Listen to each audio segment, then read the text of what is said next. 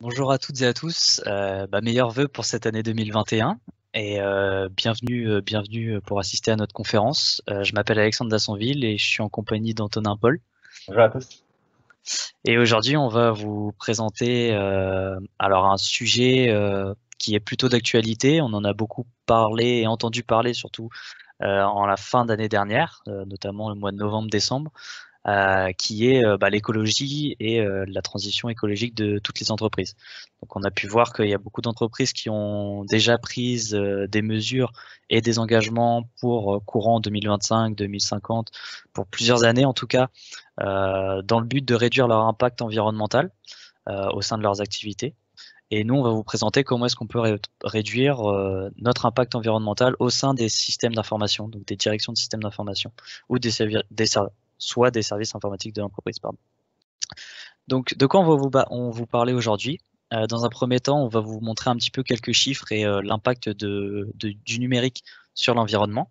Ensuite, on parlera un petit peu, alors ça, c'est un sujet qui est en partie qui concerne en partie les DSI, mais qui concerne aussi nous en tant qu'humains et en tant que citoyens. On va parler de certaines habitudes de consommation qu'on pourrait adopter dans le but de réduire nous aussi notre impact environnemental. Ensuite, on parlera des bonnes pratiques de développement d'applications, donc tout ce qui concerne la conception et la réalisation d'applications. Ensuite, on parlera de l'hébergement, donc comment est-ce qu'on héberge toutes nos applications, comment est-ce qu'on héberge tous nos services. Et enfin, on parlera du monitoring, donc comment est-ce qu'on surveille tout ça. Et on fera une petite conclusion à la fin pour conclure un peu toute cette présentation. Avant de commencer, je tiens à vous préciser que cette conférence a été enregistrée et par conséquent, la phase de questions-réponses se fera dans le chat et vous ne nous verrez pas en fait répondre en physique à vos questions, mais si vous avez des questions, n'hésitez pas à les mettre dans le chat, nous on sera là pour y répondre par écrit. Voilà, c'était la petite précision. Ne soyez pas surpris à la fin si à l'heure de la phase de questions-réponses, vous ne voyez plus. C'est normal. Alors, attendez, petit problème. Alors, l'impact du numérique sur l'environnement. On va voir quelques chiffres qui datent de 2019 et c'est des chiffres qu'on a regroupés, qu'on a colligés un petit peu de plusieurs sources différentes. On peut voir qu'au niveau des terminaux connectés, on avait environ 1 milliard d'équipements de type PC, ordinateur fixe et ordinateur portable, et environ 2 milliards de smartphones et tablettes. Au niveau donc ça fait 3 milliards quand même de terminaux connectés. Au niveau des objets connectés, on est à 27 milliards. On était en 2019 à 27 milliards d'objets connectés et il y avait une prévision d'atteindre les 75 milliards d'ici 2025. Donc on va plus que doubler notre nombre d'objets connectés, ce qui est assez conséquent et c'est pour ça justement, c'est l'objet de cette conférence et aussi des enjeux actuels. Au niveau des serveurs, on était à 45 millions de serveurs et 800 millions d'équipements réseau. Donc c'est quand même beaucoup d'équipements, donc beaucoup de consommation. On verra par la suite pourquoi est-ce qu'on consomme autant dans le numérique. Mais en petite comparaison, pour vous donner un ordre d'idée, le numérique, il équivaut à 2 à 3 fois la taille de la France au niveau de son impact environnemental. Et il équivaut aussi à 5 fois le parc automobile français, donc 180 millions de véhicules, la consommation de 180 millions de véhicules. Donc c'est assez important. Souvent sur Internet, on voit que le numérique prend est comparé à un 5e continent en fait au niveau de sa consommation et de son ampleur. Donc c'est des enjeux qui sont quand même non négligeables. Donc au niveau des impacts environnementaux, on a quand même au niveau du CO2, on a 1400 millions de tonnes de gaz à effet de serre qui sont rejetés par le numérique et ça équivaut à la consommation annuelle de 86 millions de Français. Donc c'est quand même non négligeable. Au niveau de l'électricité, là encore, on est à 6800 TWh d'énergie, ce qui équivaut au fonctionnement de 40 centrales nucléaires ou à la consommation annuelle de 140 millions de Français. Donc là encore, c'est des chiffres qui sont assez importants et impressionnants. Et pour l'eau, on est à 8,7 millions de mètres cubes du coup. Je ne sais pas si on le voit à l'écran, je crois qu'il n'y a pas le petit 3, mais c'est des mètres cubes d'eau douce, ce qui équivaut à la consommation annuelle de 160 millions de Français. Donc c'est des chiffres qui sont très importants. Et du coup, maintenant, on va vous montrer, nous, au sein des services informatiques, comment est-ce qu'on pourrait réduire un petit peu toutes ces données-là. ou du moins faire attention et éco-concevoir, c'est un terme qu'on verra par la suite, éco-concevoir un maximum nos services. Donc, à la suite de ça, en 2009, enfin, on revient un peu en arrière. En 2009, on a un collectif qui s'est créé, qui se prénomme Green IT, qui a pour but en fait de former et d'informer aussi les citoyens et les entreprises aussi sur l'impact du numérique et comment est-ce qu'on pourrait réduire notre empreinte environnementale à travers diverses actions et sur tout le cycle de vie de nos produits. Donc ça part de sa conception jusqu'à sa fin de vie, son recyclage, etc. Donc ils fournissent un tas de recommandations qui nous permettent justement, qui permettent aux entreprises et à nous de savoir un peu comment est-ce qu'on pourrait s'organiser pour réduire notre empreinte. Et parmi ces recommandations-là, nous on va vous en présenter trois grands axes. Le premier, c'est la réduction du nombre d'objets connectés en favorisant au maximum leur mutualisation et leur substitution en ouvrant leurs API. Donc en fait, l'intérêt là-dedans, c'est plutôt que chacun de son côté créer un objet connecté qui puisse interagir qu'avec le même objet connecté de la même marque, ou alors créer une API qui permet de faire une fonctionnalité, qui permet de faire quelque chose, et qu'on ait à côté une société qui crée la même API, qui fait la même chose. L'objectif, c'est d'ouvrir les API et de les mutualiser entre elles, afin qu'on puisse à la fin avoir un équipement qui puisse communiquer avec toutes les API ou avec tous les autres équipements. Donc ça, c'était la première recommandation. La deuxième, c'est l'augmentation de la durée de vie des équipements en allongeant la durée de vie légale, en favorisant le réemploi et en luttant contre certaines formules d'abonnement. Donc ça, il y a Antonin qui va cette partie-là, elle va être présentée en partie par Antonin. Il va vous montrer quelques aspects, pas tous, mais on verra ça dans un second temps. Et la troisième recommandation, c'est la réduction des besoins des services numériques via leur éco-conception. Donc ce concept-là, on va vous le décrire aussi pendant cette conférence. On va vous expliquer comment ça fonctionne et vous donner quelques exemples et quelques outils que vous pourrez utiliser, quelques ressources que vous pourrez aller voir si vous voulez en savoir plus.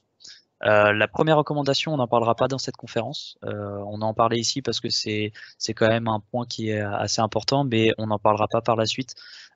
Mais on vous donnera en tout cas les ressources nécessaires si vous voulez approfondir ou vous renseigner sur ce sujet-là.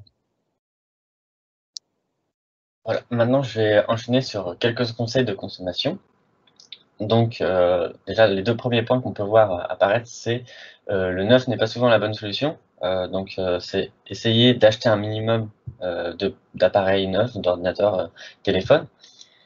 Et aussi, deuxième point important que j'espère être acquis aujourd'hui par tout le monde, c'est qu'il ne faut pas acheter nos appareils à la poubelle. Il faut les emmener, au pire, à la déchetterie. Donc, je vais commencer par se séparer d'un appareil dont on n'a plus besoin, qui est cassé. Donc, première option, c'est la revente. Donc, soit vous pouvez passer sur un site pour faire du particulier à particulier, et donc là, vous allez vous faire le plus d'argent possible, mais ça va vous demander aussi le plus de temps. Après, vous avez une autre option, c'est les sites reconditionnés qui vendent des appareils reconditionnés, puisque certains proposent de racheter vos anciens appareils. Par exemple, là, j'ai fait une simulation sur Back Market, qui est un des sites les plus connus en France, où on peut mettre le modèle. Là, j'ai fait une simulation avec un iPhone 7, 228 Go, des micro-rayures sur l'écran et sur la coque. J'ai mis qu'il fonctionnait encore et il propose 100 €. À savoir qu'il propose de l'argent même si on met qu'il ne fonctionne plus. Et après, j'ai pas mené l'expérience jusqu'au bout, donc je sais pas si après eux ils refont une vérification et qu'ils changent la somme qu'ils vous ont montrée. Ensuite, une autre option, si vraiment ça vous dérange pas de récupérer de l'argent en vous séparant de vos appareils, par exemple si vous comptiez les jeter, vous pouvez aussi les donner à des associations. Le problème, c'est qu'on ne sait pas forcément quelles associations et où elles sont près de chez nous. Donc j'ai trouvé un petit site, donc c'est ecosystem.eco. Il y a un petit simulateur pour chercher. Donc on a l'option. Là j'ai mis l'option don, la ville où je suis, donc ma localisation et le type d'appareil. On peut aussi mettre de l'électroménager sur ce site-là. Ça m'a donné 3 associations qui sont proches de là où j'ai mis. Alors je ne peux pas vous garantir que ça va vous donner toutes les associations proches de chez vous, mais ça va vous donner les plus connus et ça vous offrira une petite idée déjà.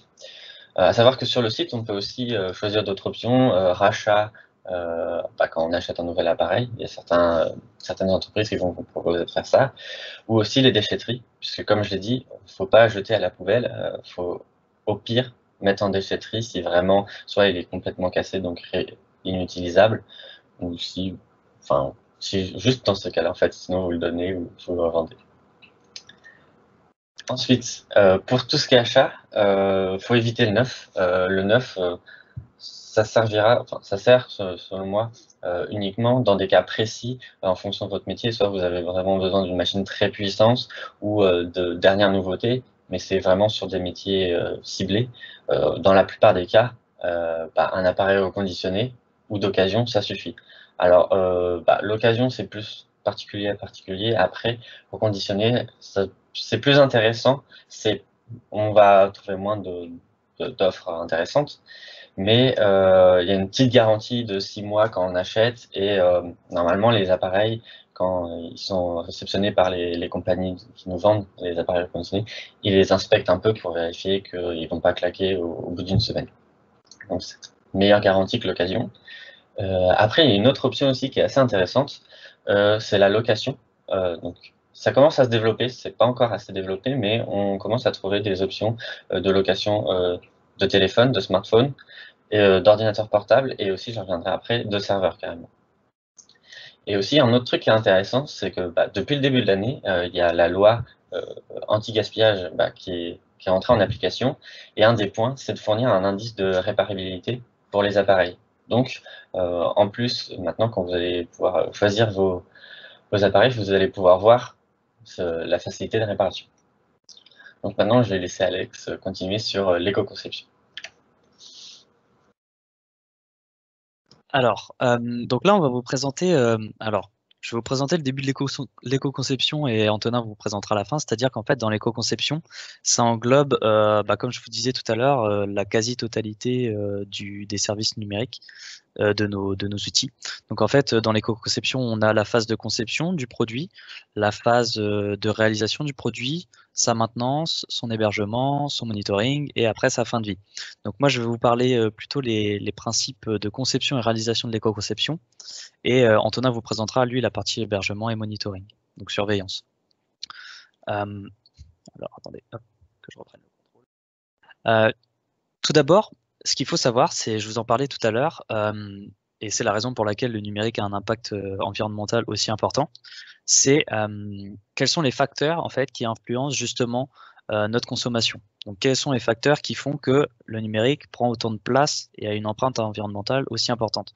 On en a 4 principaux.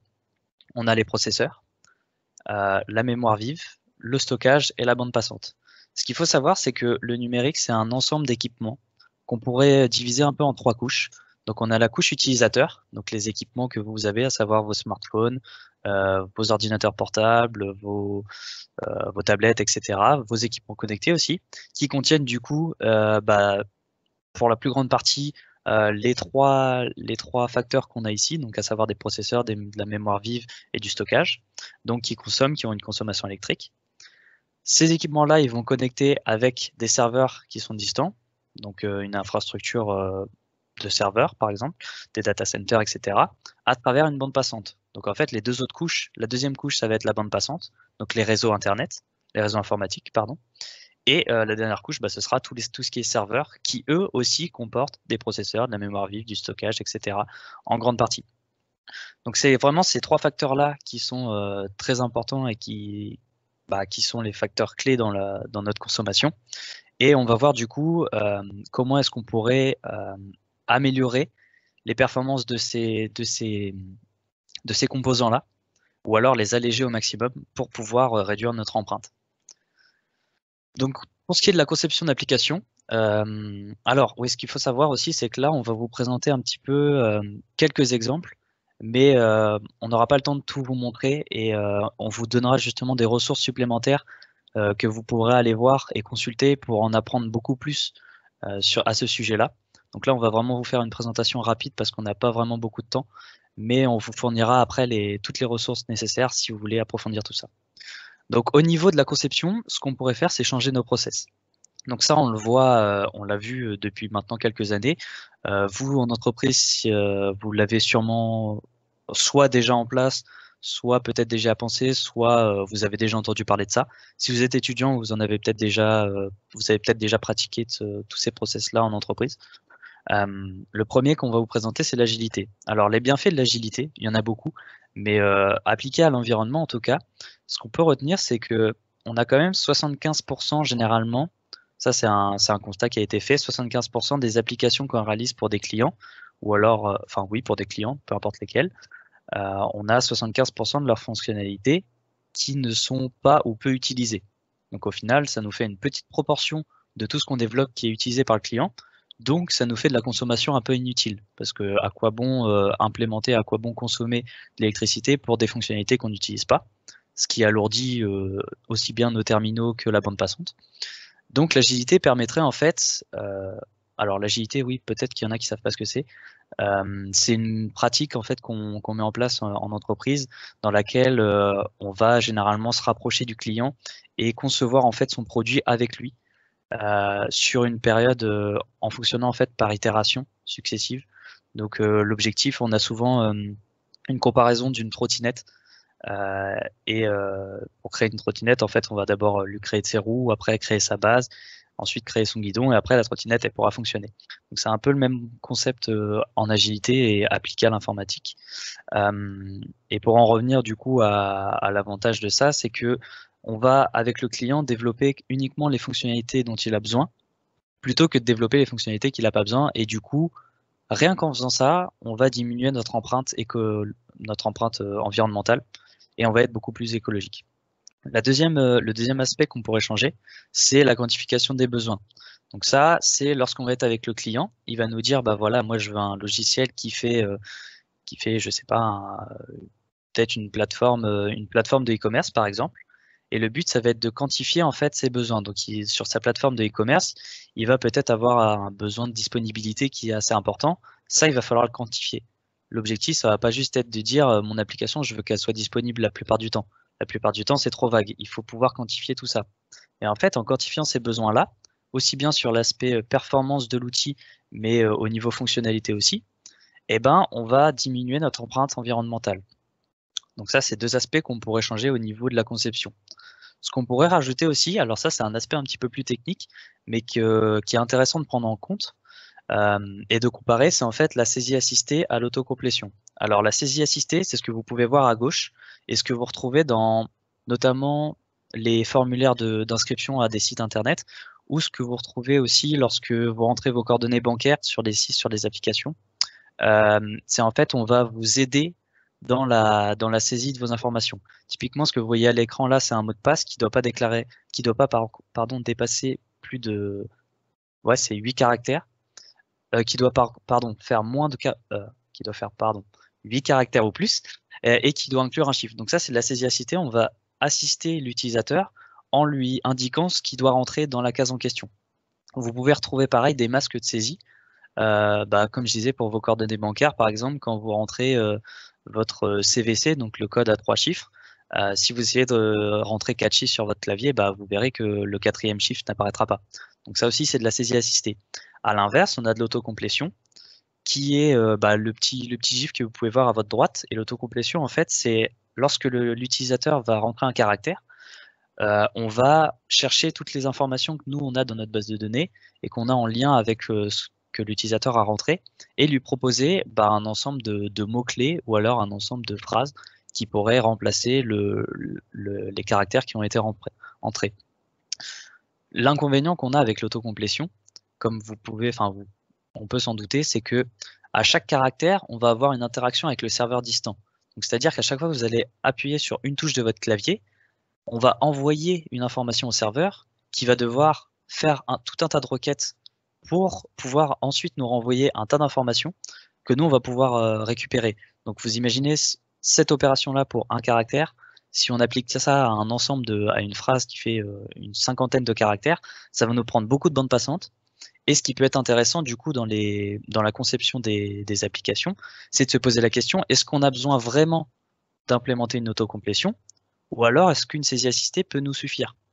Donc, pour certains cas, on va être obligé, on aura besoin de faire de l'autocomplétion et dans ces cas-là, bah, on l'implémentera. Mais il faut savoir que dans certains projets, on fait de l'autocomplétion alors qu'on pourrait très bien remplacer ça par de la saisie assistée et ça nous permettrait un gain de performance et aussi bah, une empreinte environnementale là encore qui est réduite.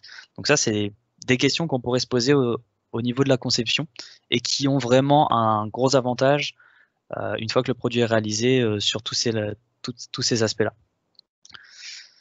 Ensuite, pour ce qui est de la partie réalisation d'applications, donc là, c'est vraiment quand on va réaliser nos applications. Alors là, je suis désolé, je vais m'adresser un petit peu aux, aux personnes qui sont un peu plus techniques, donc notamment les développeurs et les ingénieurs en développement.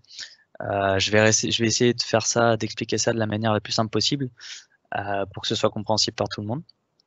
Là, pareil, dans la réalisation d'applications, donc un exemple qu'on pourrait faire, c'est réduire les accès au DOM, donc le Document Object Model, qui est en fait sur nos pages internet, bah, vous avez le DOM que vous pouvez manipuler.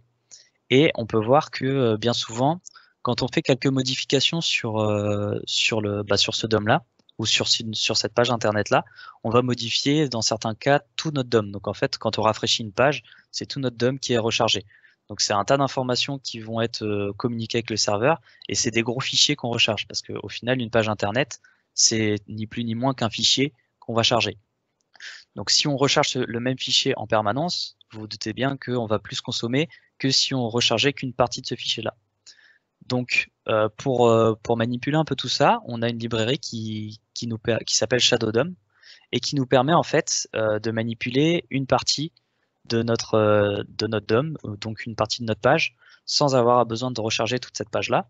Et ça nous permet aussi en fait de créer des sortes de composants. Donc en fait, ça va être une partie de votre page internet que vous allez stocker dans un DOM virtuel, que vous stockez ce DOM virtuel-là à l'intérieur du même DOM, du DOM global de votre page. Et en fait, c'est comme un composant que vous pouvez réutiliser. Un exemple que vous pouvez voir à l'écran sur la droite. Donc ça, c'est sur la page LinkedIn de l'Agence nationale de la sécurité des systèmes d'information.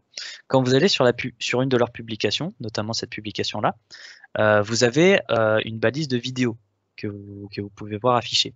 Cette balise-là, en fait, elle est stockée dans un DOM virtuel, le DOM virtuel que je vous expliquais justement à l'instant. Elle est stockée dans ce DOM virtuel-là et elle est réutilisable à plusieurs endroits sur la page internet. Et elle est aussi contenue à l'intérieur de la page globale du site LinkedIn. Donc ça, c'est un exemple d'utilisation de Shadow DOM qui peut être vraiment pertinent, qui peut nous permettre, d'un point de vue personnel, je trouve que ça nous permet aussi de bien agencer notre page et de bien la diviser en plusieurs sections. Mais l'avantage aussi, c'est qu'on a des gains de performance et on réduit aussi notre impact environnemental à ce niveau-là. Donc c'est une librairie qui est assez intéressante. Je vous invite, alors je vous donne la source là en bas, mais à la fin de la conférence, vous aurez tous les liens vous redirigeant vers des ressources qu'on vous aura présentées au sein de la conférence pour aller plus loin. Donc cette librairie-là, vous pourrez aller la voir, elle est vraiment très intéressante, elle est pratique et elle est plutôt simple d'utilisation. Un autre aspect qu'on pourrait prendre en compte, ce qui est un aspect assez important quand même, c'est au niveau de nos boucles. Donc là, là, on va rentrer un peu plus, beaucoup plus dans le technique. Et je vous promets, c'est la seule bout de code que je vais vous montrer au sein de cette conférence, avec Antonin aussi. Donc au niveau de nos boucles, on a plusieurs types de boucles et on a une analyse qui a été faite donc par une personne qui a fait des tests de performance et qui a testé plusieurs types de boucles que vous pouvez voir à gauche sur le graphique. Donc on a les boucles for each, les boucles for off, donc tout en JavaScript. Hein. Pardon, j'avais pas précisé le langage, mais ça va être tout en JavaScript.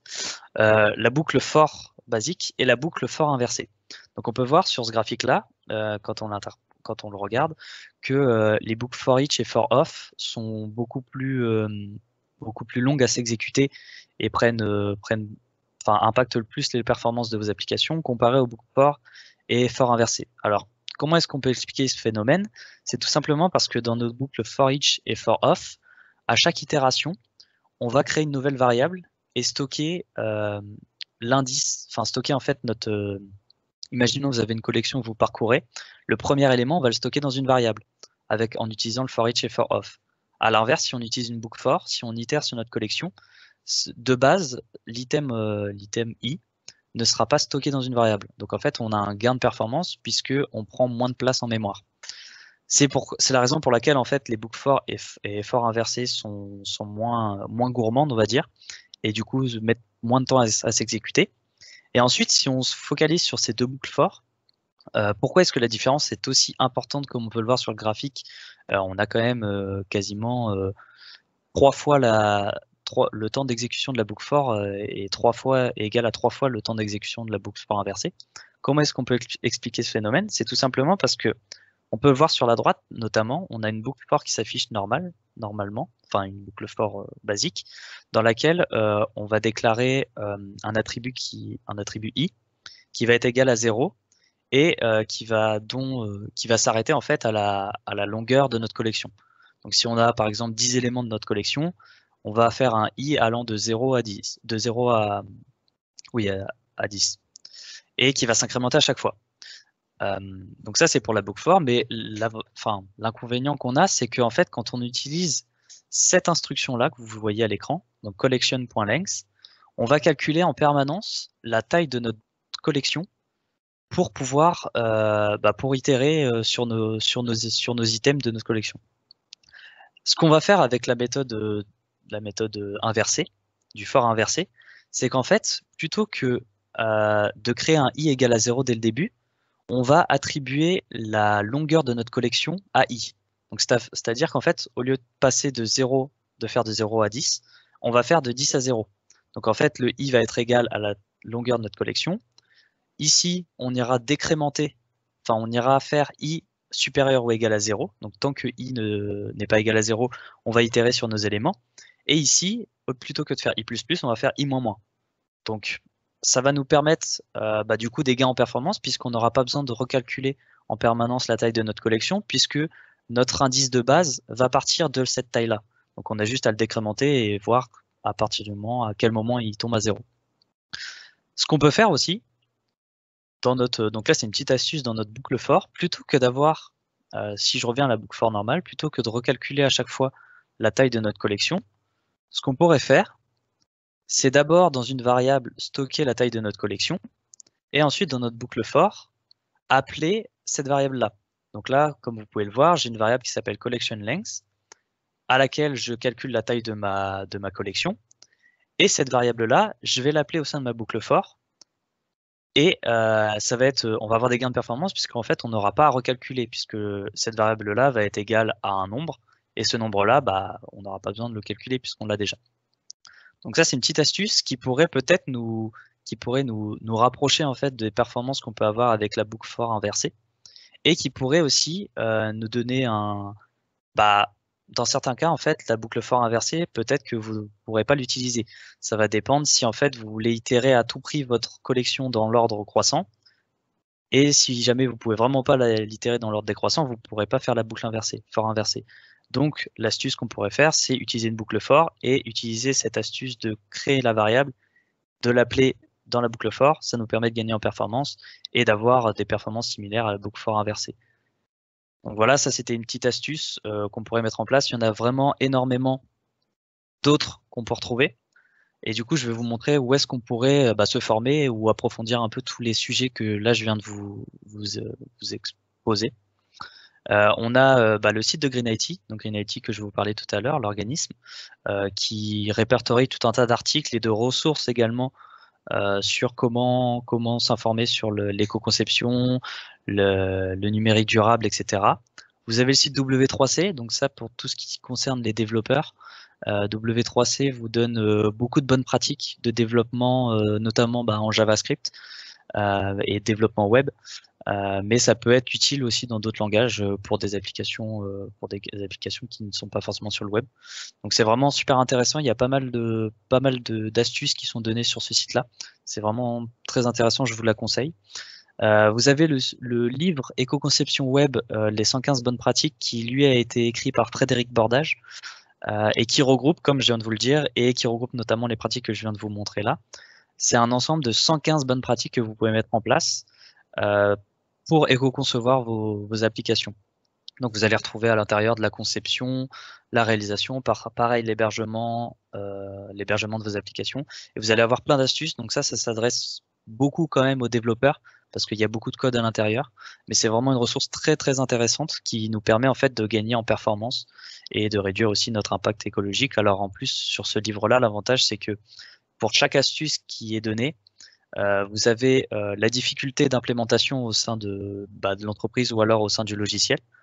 Et vous avez aussi son impact écologique et qu'est-ce que ça va alléger comme ressource au sein de vos machines. Donc en fait, pour une astuce, il va vous dire, bah voilà, là on va utiliser moins de stockage, donc ça va alléger notre espace disque. Pour d'autres pratiques, ça va être, on va alléger notre bande passante parce qu'on fait moins de requêtes et on interagit moins avec le serveur. Donc c'est vraiment super intéressant, c'est un livre que je vous conseille. On a aussi le site EcoIndex et Ecometer. Donc ces deux sites-là, en fait, ils vous permettent d'évaluer l'impact environnemental de vos sites internet. Donc dedans, vous allez sur ces sites-là, vous rentrez l'URL de votre site internet, et en fait, il va vous faire une analyse et vous dire l'impact environnemental qu'a votre site internet. Et il va aussi vous donner des petites recommandations et des astuces sur comment est-ce que vous pourriez réduire votre impact. Donc c'est vraiment super intéressant. Et vous avez aussi des forums de discussion. Donc là, ça peut être intéressant si vous voulez discuter avec des professionnels et des experts dans le domaine de l'éco-conception. Vous avez ici le forum Google sur lequel vous pouvez aller voir.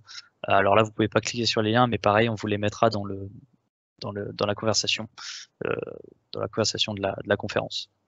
Donc voilà, c'est un ensemble d'outils qui peuvent être bien sympas, des ressources qui peuvent être bien utiles et qui permettent d'approfondir tout ce qu'on vous présente. Donc maintenant, je vais prendre la main et je vais vous parler un peu de l'hébergement. Donc, je vais parler de 3 points, le cloud, des data centers et la location. Donc, ça fait quelque temps que le cloud est en train d'exploser. Et ça peut être assez intéressant pour les entreprises, vu qu'elles elles vont plus avoir besoin de gérer un parc de serveurs. Elles vont juste avoir à sélectionner quelle puissance de calcul elles ont besoin. Après, il y a juste un risque, c'est que on a une impression d'avoir une puissance de calcul infinie et on va être tenté de créer plein de trucs. Mais l'avantage, c'est que la facture à la fin du mois vous ralentira sur ça. Un des avantages aussi du cloud, c'est que ça va être une seule entreprise qui va gérer un parc de serveurs. Et du coup, ça va être plus facile pour eux d'investir sur des data centers qui vont consommer moins et être plus écologiques. Après, pareil, vous avez l'option juste de mettre vos serveurs dans un data center. Si vraiment vous voulez avoir vos propres serveurs, là, va falloir regarder comment est conçu le data center. Après, aujourd'hui, l'avantage, c'est que sur les sites des les différentes entreprises qui proposent des data centers, ils mettent en avant la sécurité et l'écologie de plus en plus. Donc, on peut voir, il y a 2 valeurs qui sont intéressantes pour les data centers. Donc, c'est la Power Usage Effectiveness et la Data Center Infrastructure Efficiency. Donc, c'est à peu près la même chose. Donc, la PUE, c'est c'est un rapport entre l'énergie consommée par le data center par rapport à l'énergie consommée par les équipements informatiques dans le data center. Et le DCIE, c'est un pourcentage obtenu avec la puissance consommée par les équipements informatiques par rapport à la puissance totale consommée par le data center. Après, là, je vais vous présenter 3 petits trucs qui ont été faits, mais il y a de plus en plus de recherches qui est faite par rapport à la consommation des data centers, que ce soit l'énergie qui est consommée et aussi l'énergie que produit les data centers.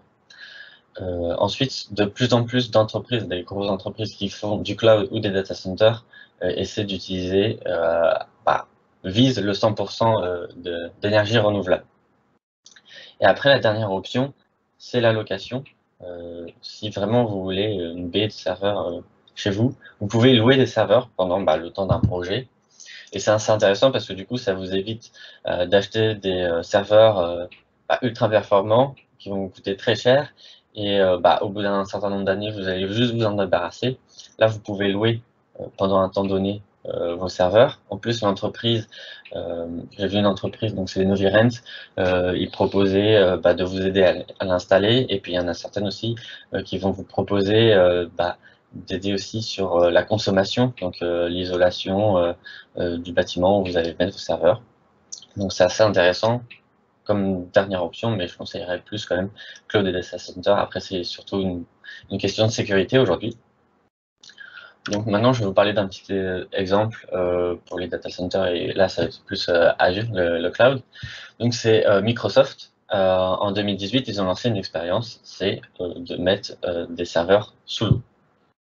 Pourquoi ils ont décidé de faire ça? Un des avantages, c'était le refroidissement, et aussi quand ils sont sous l'eau, il n'y a pas d'oxygène, donc il n'y aura pas de dégradation du matériel lié à l'oxygène. Et aussi, un des autres points qui est important, c'est que, là je parlais du refroidissement, les data centers aujourd'hui, c'est préférable de les faire dans les pays du Nord, mais ils vont être éloignés d'autres pays. Donc pour certains pays, c'est pas intéressant d'avoir un data center dans le Nord qui est à l'autre bout du monde. Et là, Microsoft, ils ont dit que la moitié de la population vit à moins de 200 km d'une côte maritime. Donc, c'est assez intéressant de pouvoir mettre des serveurs proches de l'eau. Résultat de l'expérience qu'on a eu en 2020, c'est que il y a eu 12% de défaillance par rapport au taux habituel de défaillance des serveurs. Donc, au final, c'est pour 8 serveurs qui sont changés sur Terre, il faudrait en changer qu'un sous l'eau. Donc, c'est quand même assez intéressant comme résultat. En plus, il y avait aussi l'option de sécurité.